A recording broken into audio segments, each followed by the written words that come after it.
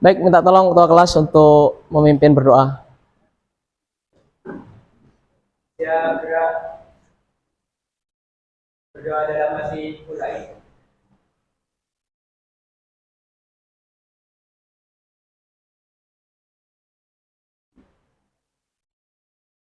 Dapat diakhiri. Assalamualaikum warahmatullahi wabarakatuh. Waalaikumsalam warahmatullahi wabarakatuh. Bagaimana kabarnya hari ini anak-anak? Alhamdulillah baik. Baik semua ya. Ada yang tidak masuk?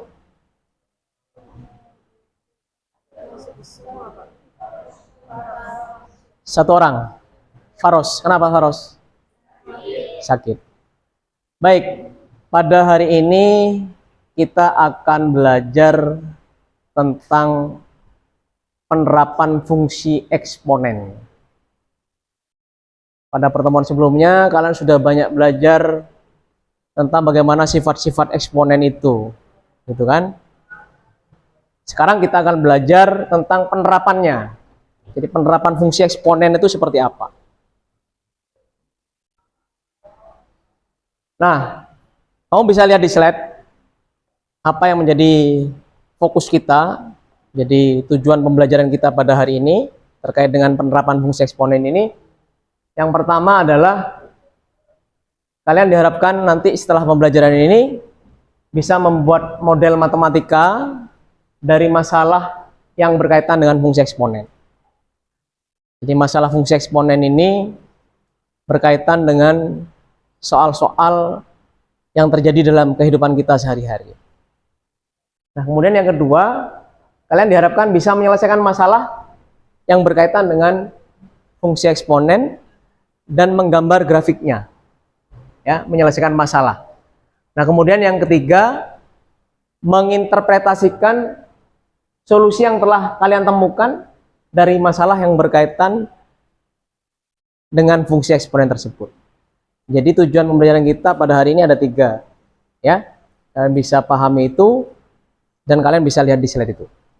Nah, kemudian sebelum kita berbicara lebih jauh tentang bagaimana penerapan fungsi eksponen tersebut, mari kita ingat kembali. Ya, ini sebenarnya sudah pernah kamu pelajari di pertemuan-pertemuan sebelumnya. Ayo kita ingat kembali bagaimana sih bentuk umum dari fungsi eksponen. Siapa yang masih ingat bentuk umum fungsi eksponen? Silakan. Siapa yang mau menjawab? Bentuk umumnya bagaimana? Fajar mungkin? Ya, silakan. Fx sama dengan A pangkat X. Ya. Jadi Fx sama dengan A pangkat X. Itu bentuk umumnya. A itu siapa? Basisnya. Ya, A itu basisnya. Atau kita kenal dengan nama bilangan pokok. Sedangkan X ini pangkatnya. Nah, kita bisa mengklasifikasi A ini menjadi 2 bagian. Bagaimana karakteristik grafiknya? Sebelum ke sana, coba kita lihat bagaimana basisnya. Nah, basisnya ini kita klasifikasikan jadi 2 kan kemarin. Yang pertama apa? A lebih dari 1. Ya. Kemudian yang kedua A antara 0 sampai 1. Ya. Nulisnya begini kan? Nah, jadi ini dibaca A lebih dari 0 dan kurang dari 1. Jadi basis itu kita klasifikasi jadi 2. Yang pertama adalah A lebih dari 1. Kemudian yang kedua adalah A antara 0 sampai 1. Nah, sekarang bagaimana karakteristiknya? Kalau A-nya lebih dari 1, grafiknya bagaimana? Ya, grafiknya naik. Grafiknya naik. Sehingga kalau kita gambar, ini sumbu X, ini sumbu Y, gambarnya seperti ini. Naik. Naik itu maksudnya semakin ke kanan semakin besar nilainya. Begitu kan? Tapi ketika A-nya antara 0 sampai 1, bagaimana grafiknya? Grafiknya turun.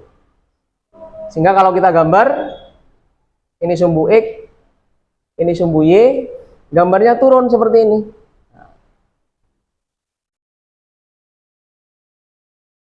Nah, mungkin sekarang coba saya demonstrasikan. Mungkin kalian juga sudah install ya di classPad.net ya. Di classPad.net. Kalian bisa lihat di slide bagaimana kita menggunakan kalkulator Casio untuk menggambar grafik fungsi eksponen. Ini akan saya tunjukkan sekarang. Nah, pada pertemuan sebelumnya kalian sudah pernah belajar bagaimana menggambar grafik fungsi y atau fx sama dengan 2 pangkat x, begitu kan? Kalau 2 pangkat x itu basisnya berapa? Basisnya 2. Berarti lebih dari 1 apa kurang dari 1? Lebih dari 1. Berarti grafiknya naik apa turun? Naik. Itu juga sudah pernah kalian lakukan. Secara manual kalian sudah menggambar pakai tabel, gitu kan? Nah, kemudian kalian juga sudah pernah menggambar bagaimana kalau y atau fx sama dengan 1/2 pangkat x. Kalau 1/2 pangkat x berarti basisnya berapa? Kurang dari 1. Kalau kurang dari 1 grafiknya naik apa turun? Turun. Kalian secara manual dengan menggunakan tabel sudah bisa menggambar itu. Nah, sekarang coba kita lihat dengan menggunakan aplikasi classPad.net ya. Ini dari Casio. Kalian bisa melihat di situ ada tombol-tombol banyak. Kalian pilih yang gambar kurva yang nomor 2 dari kiri. Ini kalian tekan. Nah, ketika kalian tekan sudah muncul seperti itu. Kalian bisa lihat slide. Nah, kemudian di sini ada keyboard ya, ada tombol-tombol di situ, ada angka dan ada simbol-simbol yang lain. Sehingga kalau kalian akan menggambar bagaimana grafik, yang pertama adalah y sama dengan 2 pangkat x, kemudian yang kedua y sama dengan berapa ini? 1/2 pangkat x. Ini kalian bisa lakukan langkah seperti ini. Bisa kalian lihat. Saya tekan tombol y di sini. Kemudian sama dengan ini sama dengan, kemudian ketik 2 pangkat x. Ini 2, angka 2. 2. Nah, terus bagaimana kita menulis pangkat? Nah, di sini kan ada tombol kotak pangkat kotak hitam. Nah, setelah kalian ketik angka 2, kalian ketik ini. Ini artinya sudah pangkat. Nah, kemudian tekan tombol X.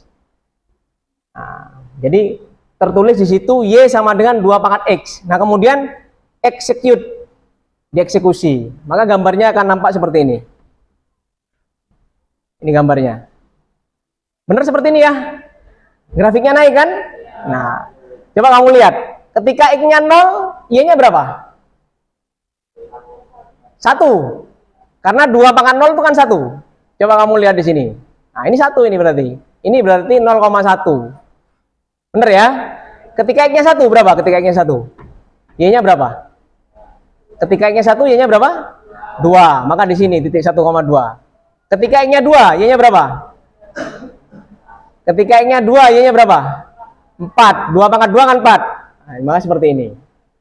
Jadi terlihat dengan menggunakan aplikasi classPad.net ini bisa dengan mudah. Jadi tidak hanya Y sama dengan 2 pangkat X, fungsi eksponen yang lebih kompleks pun bisa kita gambar dengan mudah.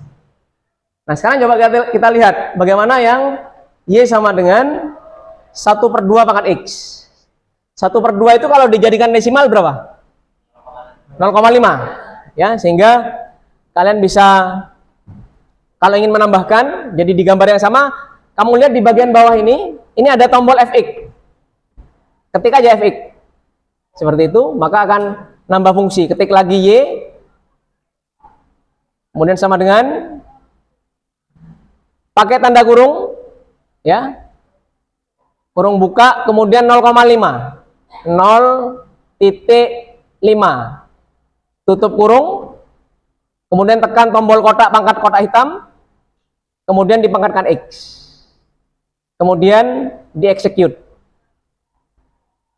Maka grafik yang warna merah ini merupakan grafik fungsi Y sama dengan 1/2 pangkat X. Apakah benar grafiknya turun?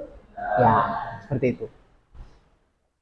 Jadi kalian sudah belajar banyak tentang itu, sekarang hanya klarifikasi aja bagaimana kalau kita menggunakan aplikasi.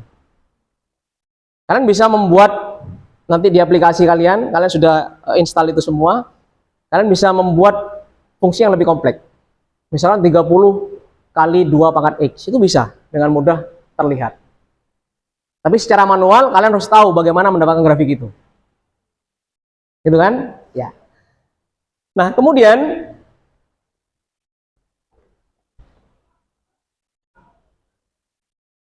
ini sudah kita review kembali ya.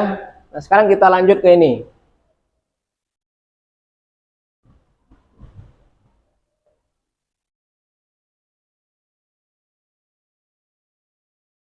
Nah, ini ada beberapa soal yang berkaitan dengan fungsi eksponen. Saya minta Dwi Agung untuk membaca soal di slide itu. Baca dengan keras. Silakan. Bakteri E. coli menyebabkan penyakit diare pada manusia. Seorang peneliti mengamati pertumbuhan 50 bakteri ini pada sepotong makanan dan menemukan bahwa bakteri ini membelah menjadi 2 setiap seperempat jam. A. Gambarkan pada tabel dan grafik yang menunjukkan pertumbuhan bakteri ini dari fase 0 sampai fase 5. B. Modelkan fungsi yang menggambarkan pertumbuhan bakteri E. coli setiap seperempat jam. C. Prediksi berapa banyaknya bakteri setelah 3 dan 4 jam. Ini contoh dalam kehidupan sehari-hari dalam bidang kedokteran bahwa fungsi eksponen itu bisa diterapkan. Di sini ada sebuah soal bahwa bakteri E. coli itu dapat menyebabkan diare. Kemudian karakteristik bakteri ini, bahwa bakteri ini membelah diri menjadi berapa? 2 setiap seperempat jam. Seperempat jam itu berapa menit? 15 menit. Jadi peneliti mengamati 50 bakteri di awal ya pada sepotong makanan. Kemudian dia melihat bagaimana perkembangannya dari fase 0 sampai fase 5. Seperti itu, dia mati fase 0 sampai fase 5. Nah, kemudian kamu disuruh membuat model fungsinya. Tentu kalian tahu bahwa model fungsinya nanti fungsi eksponen ini. Kemudian kamu diminta untuk memprediksi berapa banyaknya bakteri setelah 3 jam dan 4 jam. Jadi dengan memperhatikan karakteristik bakteri ini anak-anak, dokter itu akan mampu memberikan dosis yang tepat ketika kalian misalkan sakit diare. Oh, ternyata antibiotiknya ini. Coba kalian hitung nanti, maka dalam waktu 4 jam itu mungkin sudah jutaan bakterinya. Awalnya 50, karena berkembang biak menjadi 2 setiap seperempat jam, maka setelah 4 jam itu akan berkembang menjadi jutaan bakteri. Coba bayangkan seandainya tidak diobati. Maka kalian akan tambah sakit. Begitu juga dengan karakteristik bakteri-bakteri yang lain yang menyebabkan penyakit, seperti tipes. Itu disebabkan oleh bakteri Salmonella typhosa kalau nggak salah. Makanya dilihat bagaimana karakteristik perkembangan bakterinya. Ini contoh ya dalam bidang kedokteran. Nah, kemudian coba saya minta tolong Gina untuk baca soal nomor 2. Yang keras. 200 miligram zat disuntikan ke dalam tubuh pasien yang menderita penyakit kanker paru-paru. Zat tersebut akan dikeluarkan dari dalam tubuh melalui ginjal setiap jam. Jika setiap 1 jam 50% zat tersebut dikeluarkan dari dalam tubuh pasien, tentukan A. Model fungsi yang mempresentasikan masalah tersebut. B. Berapa miligram zat tersebut yang masih tersisa di dalam tubuh pasien setelah 5 jam. Oke. Ini juga masalah yang berkaitan dengan fungsi eksponen. Ada 200 mg zat yang disuntikan ke dalam tubuh penderita kanker paru-paru. Nah, kemudian di situ setiap jam zat itu meluruh 50% karena dikeluarkan melalui air seni ya dari ginjalnya. Kamu diminta membuat model fungsi eksponennya. Nah, kemudian kamu diminta untuk memperkirakan berapa miligram zat tersebut tersisa dalam tubuh setelah 5 5 jam. Baik, coba kedua permasalahan itu kalian kerjakan, diskusikan dalam kelompok kalian masing-masing. Saya yakin kalian masih ingat bagaimana kelompok yang kemarin ya. Oke, silahkan mulai sekarang kembali ke kelompoknya masing-masing. Silahkan.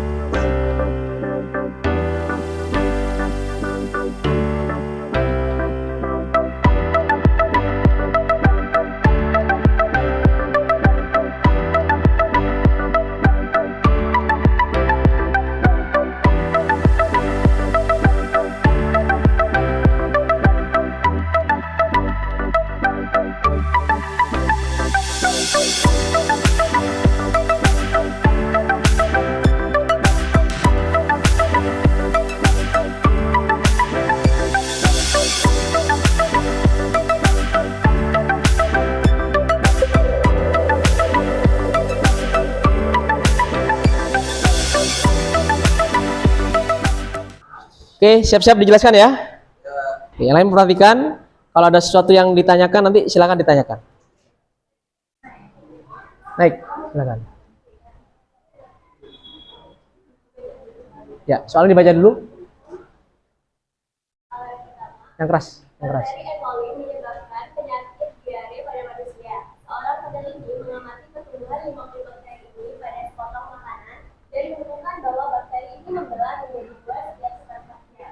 A. Gambarkan pada tabel dan grafik yang menunjukkan pertumbuhan bakteri ini dari fase 0 sampai fase 5.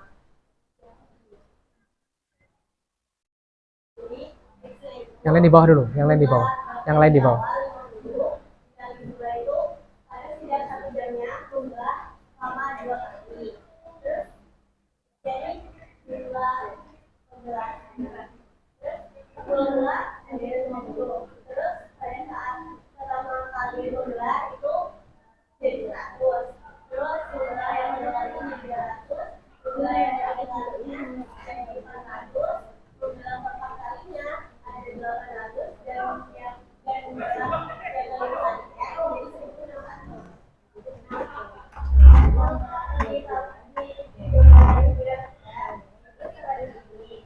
Yang keras.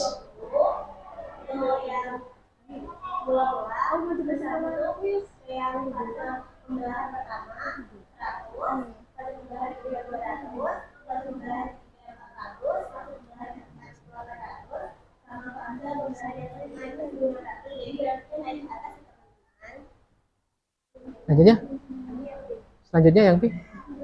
Geser Pi. Dari kamu.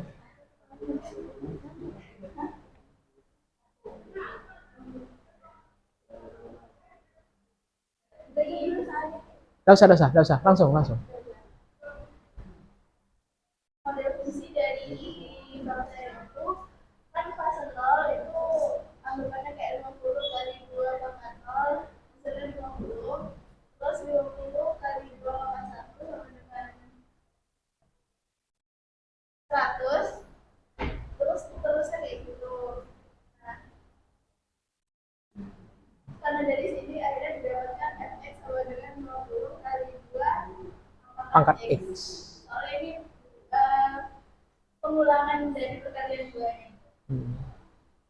Jadi pada fase X itu modelnya adalah fx sama dengan 50 kali 2 pangkat X. Ya, lanjut siapa?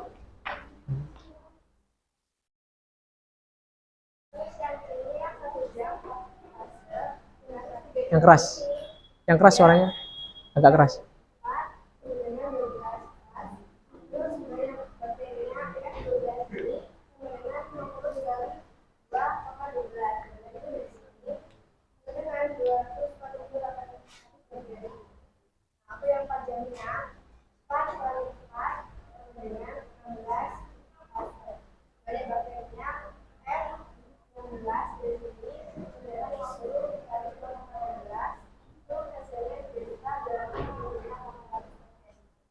Oke, tepuk tangan. Kelompok berapa? Presentasi kelompok 4. Silahkan, mungkin ada yang perlu kalian tanggapi atau bertanya, silahkan. Tetap dulu di situ. Silahkan. Ada yang perlu ditanyakan? Ada enggak? Enggak ada. Mau tanya, silakan. Taufikur Rahman, ya.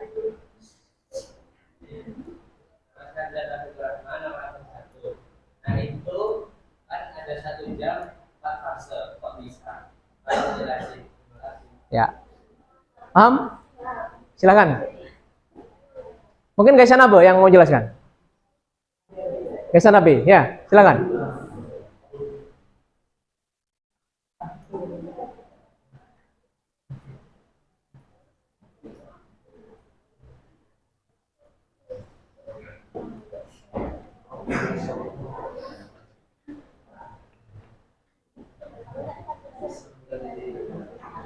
Yang keras suaranya.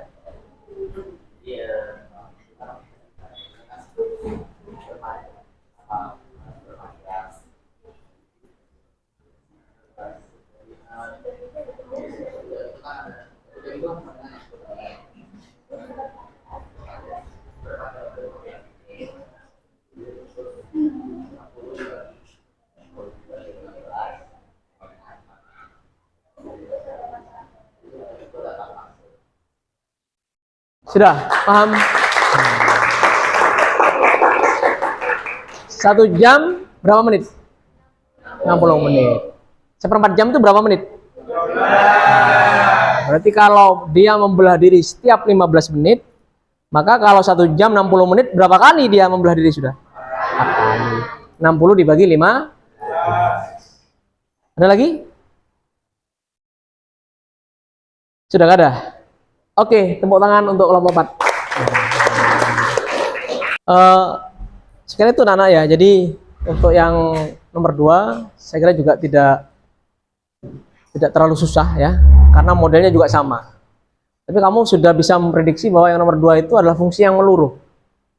Ya mana? Fungsi yang meluruh. Sehingga dari situ kamu lihat model fungsinya ya. Model fungsinya itu kira-kira seperti apa. Nah, ternyata model fungsi itu terikat oleh keadaan mula-mulanya. Ya Pak? Seperti bakteri itu mula-mulanya berapa? 50 kan?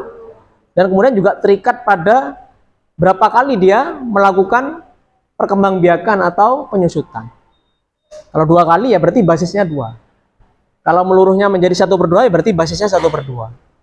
Dan jangan lupa periodenya. Tadi Taufikur Rahman sudah menanyakan, kenapa kok bisa jadi 1 jam itu kok bisa 4 kali? Makanya tadi kelompok Pak sudah bisa menjawab dengan baik. Karena dia membelah diri setiap 15 menit. 1 jam itu 60 menit ya, berarti 60 dibagi 15. Jadi makanya jangan sampai terkecoh oleh bagaimana soal itu dibuat. Makanya pahami betul maksudnya seperti apa. Gitu ya. Persiapkan dengan baik STS-nya, insya Allah kalau belajarnya baik, kemudian catatan lengkap, memahami apa yang sudah dijelaskan, pada setiap pertemuan insya Allah mudah. Sederhana ya. Nah baik, sekarang saya terus ke ini. Ini perlu kalian tulis, ada waktu sekitar 10 menit ya. Nah ini aja dulu. Nah ini refleksi ya. Nah, refleksi, silahkan kamu tulis di selembar kertas. Individu ya, per individu. Ada beberapa pertanyaan itu.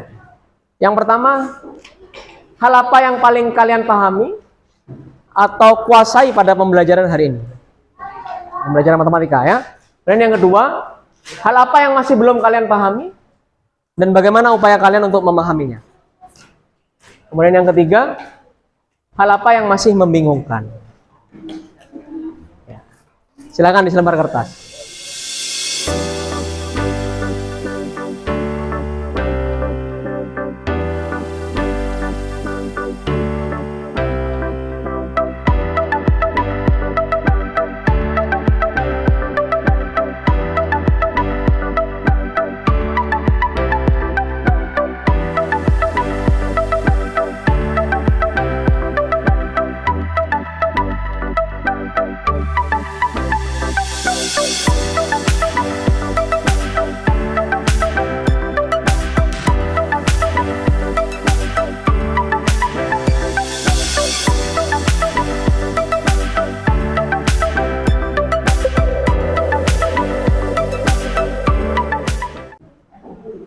Baik anak-anak, pembelajaran kita hari ini sudah selesai.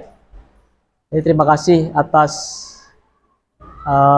keaktifan kalian selama proses pembelajaran. Jadi terima kasih sekali lagi atas pembelajaran yang luar biasa pada hari ini. Saya Rio, wassalamualaikum warahmatullahi wabarakatuh. Waalaikumsalam.